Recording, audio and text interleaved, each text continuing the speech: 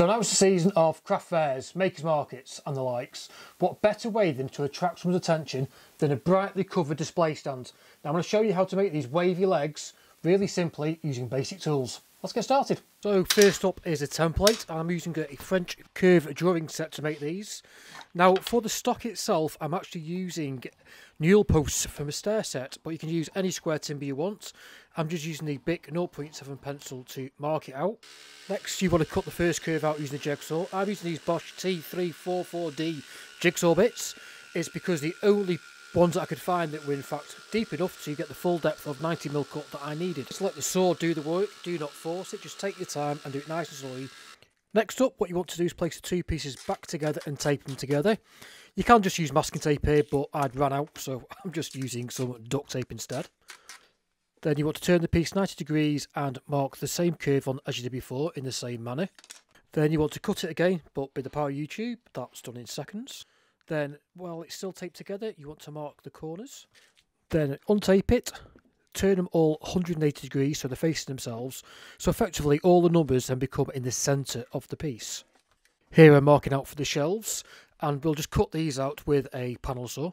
So on this occasion I'm using Titebond 2, but any good PVA wood glue will do the trick. What I'm actually doing is also putting a tiny bit of house salt on it. This helps the pieces stop slipping and sliding around as you're trying to clamp them up together. Now these clamps are actually just cheap clamps from Aldi and Lidl, I believe. I think they're about £6 for the pair of two, and they actually are quite surprisingly good. They don't have the clamping power of Bessie's or the like, but hey ho. So as you can just see to the right hand side here, there's a little block of wood. Now I've covered this in packing tape, and it is in fact the same type of material I'm using for the shelf. The reason it's covered in packing tape, well, that is because the wood glue will not stick to it, and also this way we can ensure that the shelves are exactly the same place, the right spacing, so everything's nice tight fit once it's all dry. So I've made sure that all the dry glue was cleaned off the two faces. Again, now just glue up in the same manner, plenty of glue, spread it round, clamp it up.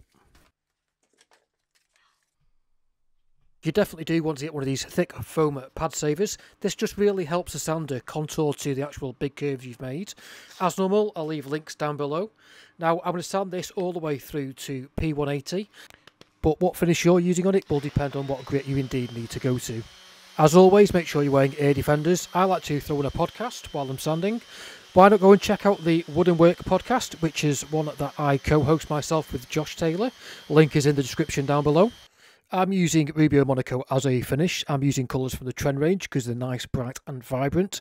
Full house use Rubio monocoat are on my channel. I'll leave links down below. Super easy to put together. All you need to do is just slide everything into place, leg by leg. I've made these shelves for some oak-veneered MDF, which I had left over from another job, but you can use plywood or anything else you wish to use.